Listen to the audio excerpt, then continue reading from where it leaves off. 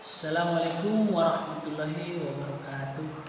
Baik, perkenalkan nama saya Wahyu Hidayat dari PGMI 3B. Saya akan menjelaskan secara singkat filsafat umum. Yang pertama itu membahas tentang pengertian filsafat, dan yang kedua mengapa manusia berfilsafat, yang ketiga manfaat mempelajari filsafat, dan yang keempat penjelasan dan relevansi filsafat dengan kehidupan sehari-hari. Nah, yang terakhir itu membahas sejarah singkat perkembangan filsafat dari berbagai periode. Filsafat.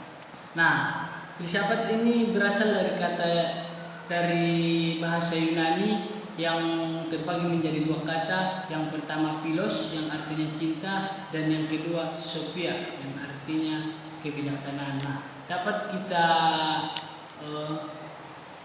katakan filsafat ini sebagai cinta kebijaksanaan.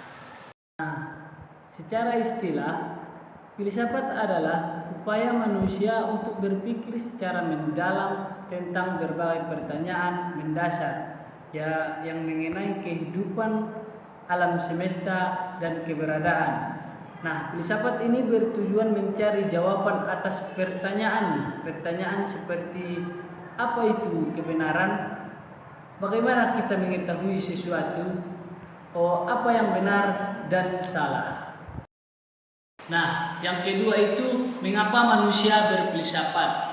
Manusia berfilsafat karena sifat dasarnya sebagai makhluk yang ingin tahu.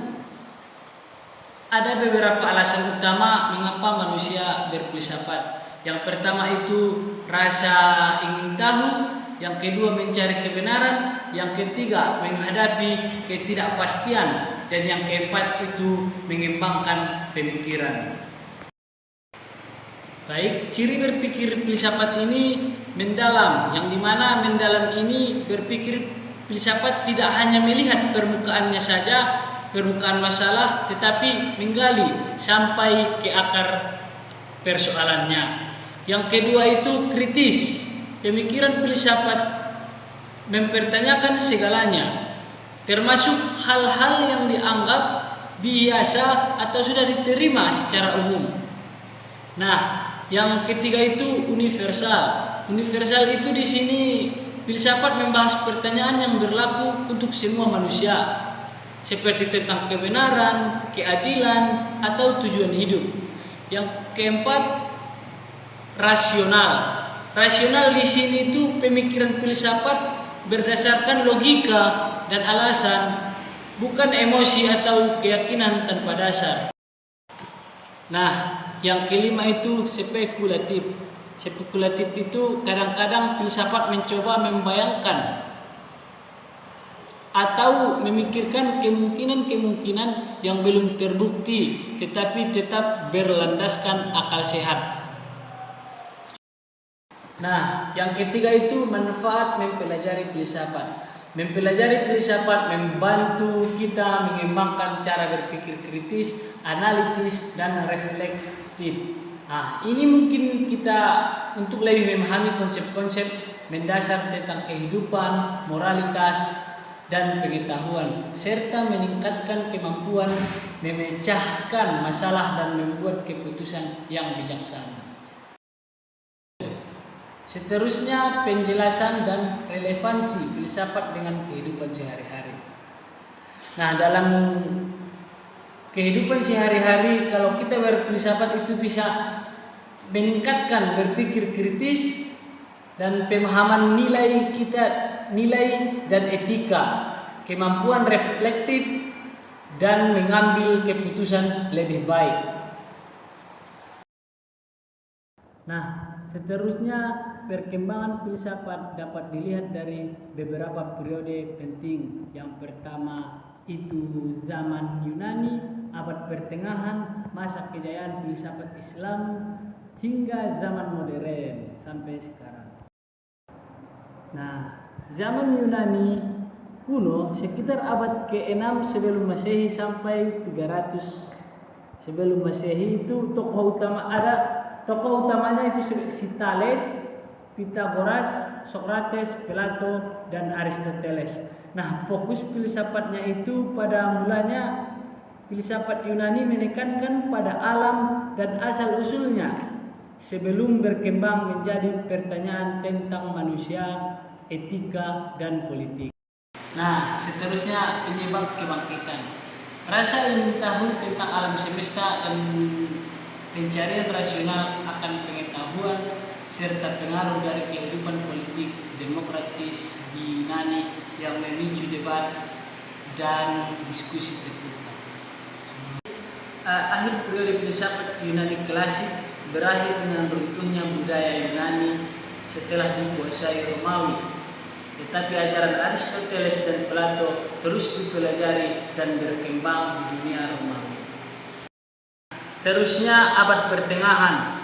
Tokoh-tokoh filsafat di abad pertengahan itu ada Agustinus, Thomas Aquinas, Ibnu Sina, Ibnu Rus. Nah, pada masa ini filsafat dipadukan dengan agama, terutama Kristen dan Islam. Agustinus menekankan kehendak bebas manusia dan hubungannya dengan Tuhan. Thomas Aquinas menghubungkan ajaran Aristoteles dengan teologi Kristen, memperkuat argumen rasional untuk keberadaan Tuhan, menyebabkan kebangkitan. Nah, pengaruh agama yang kuat dan kebutuhan menjelaskan ajaran agama dan logika. Periode ini berakhir ketika Eropa memasuki zaman Renaissance yang memulai pemikiran baru yang lebih bebas dan yang ketiga, masa kejayaan filsafat Islam. Tokoh-tokoh masa kejayaan filsafat Islam itu ada Al-Kindi, Al-Farabi, Ibnu Sina, Al-Ghazali, Ibnu Rus. Filsuf Muslim mengembangkan ilmu pengetahuan dan filsafat dengan menghubungkan pemikiran Yunani dan Islam.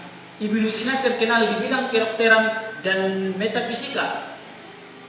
Sementara Ibnu Rus menekankan pentingnya akal dalam memahami agama. Nah, penyebab kebangkitannya ini diterjemahkannya karya-karya Yunani ke dalam bahasa Arab.